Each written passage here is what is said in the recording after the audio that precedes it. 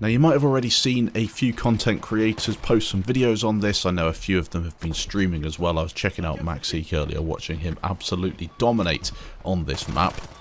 This video is just going to be basically a review of the new map, what I think of it, and is it worth playing. Starting out, yes, it's definitely worth playing. I think it's one of the best maps in Battlefield so far, and I don't often say that about new content, but this one is really, really fun. Of course, there are things that are wrong with it, and we'll get into that in a minute, but overall, I feel as if visually it's stunning. It plays well for infantry at not just close range, which is nice considering the Type 2A in its current state ruins a lot of fun gameplay. Personally, I think that the tanks are a bit overpowered, especially on breakthrough, or they're definitely overpowered on breakthrough.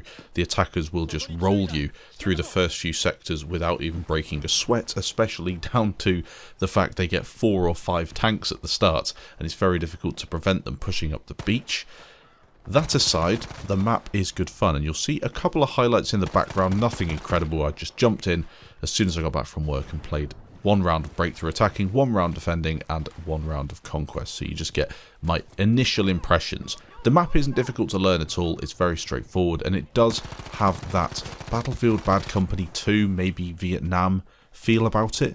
Of course you're going to get that with the jungle map, but I don't know, just the way it flows with the little bits of water and rivers kind of breaking up the islands. It doesn't make it difficult to go from one island to the other like you'll find on Pacific Storm, but it does kind of split you up, so you'll find one team on one side, one team on the other. You're shooting at each other behind sandbags, and it's very easy to flank round the side. I found that you'd have snipers in bunkers on the side shooting you. Very easy just to point them out and take them down. They had a bit of cover, but they couldn't exactly camp.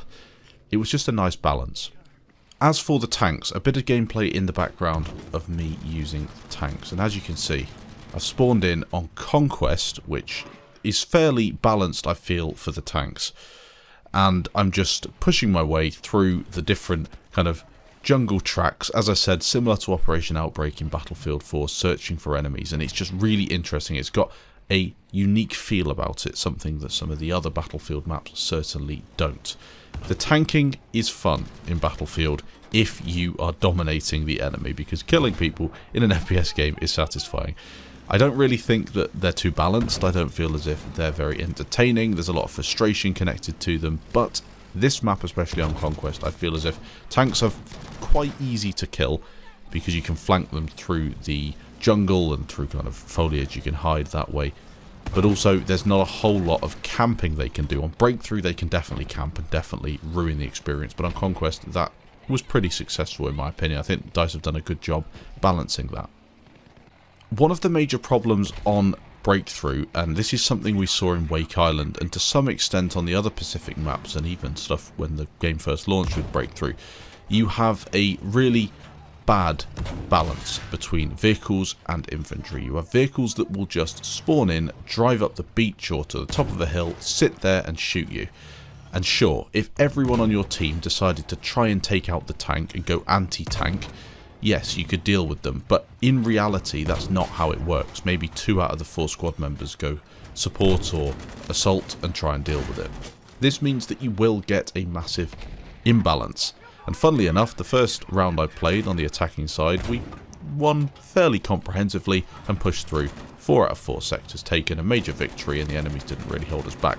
When it switched to defending, I'd noticed that a lot of those defenders from the previous round, who were now attackers, had quit, which meant that we had a big imbalance on the team, something that we've seen in Battlefield for a long, long time. No team balance had to sort it out, and then we won once again, but this time on defence. It was a little more difficult, I think, to win it that time round, even with the massive imbalance on the teams, but we managed to.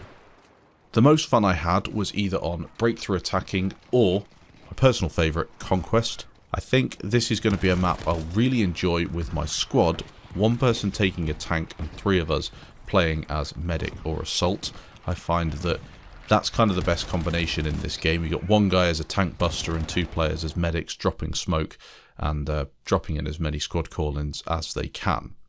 Apparently there are a few Easter eggs on this map. I haven't found any myself. I know there's a crocodile swimming around somewhere, which some people have posted photographs or screenshots of. I'll just link that in the background for you now to have a look at. It's one of those things that it's always nice in Battlefield. I feel as if DICE are always quite good at this, to post these kind of little secrets in the game that you discover as you go around the map. It's not as prevalent on Battlefield 5 as it has been in previous games. Battlefield 4 did it really well, especially with the elaborate Easter eggs. People still go back and try and complete those even today. Not so many of them on Battlefield 3, quite a few of them on Battlefield 1 and a couple on Battlefield 5. Some of them are a bit weird on Battlefield 5, like the ultimate fortification stairway to heaven thing. I didn't really see the appeal of any of that stuff. The crab thing was cool, and I think there's something to do with snakes on this map, but I'm not exactly certain. I'm sure some people, probably Jafrags, will find and post about it before long. So, just a short video today, giving you my impressions on the new map. I think the more I play it, the more I'll enjoy it, assuming DICE can balance the tanks and hopefully keep their game full. The major issue, though, is still going to be around that lackluster 6.0 update in terms of patch notes. They haven't fixed anything. They've buffed the sniper rifles slightly, and, well, you're just going to see Type 2As absolutely everywhere alongside the camping tanks. I think that was my major issue, really. Camping tanks, bad balance, and, of course, just the general bugs in the game. This update has brought a couple of new bugs, unfortunately. I'm not really going to go into any detail with them, but if you just nip onto Twitter and type in #Battlefield5, you'll see a lot of people complaining. There was something I experienced in this game where one player was stuck under the ground shooting everyone, which was a pain to deal with. Just overall, it's another patch for Battlefield 5. It's going to bring bugs with it. That's just the state of the cycle at the minute. Anything new we get is always going to have issues. Anyway, as I said, just a short one. Hopefully you can get online and play it yourself, and leave your comments down below. Leave a like if you enjoyed the video, leave a dislike if you didn't. Thanks for watching, and I'll catch you in the next video.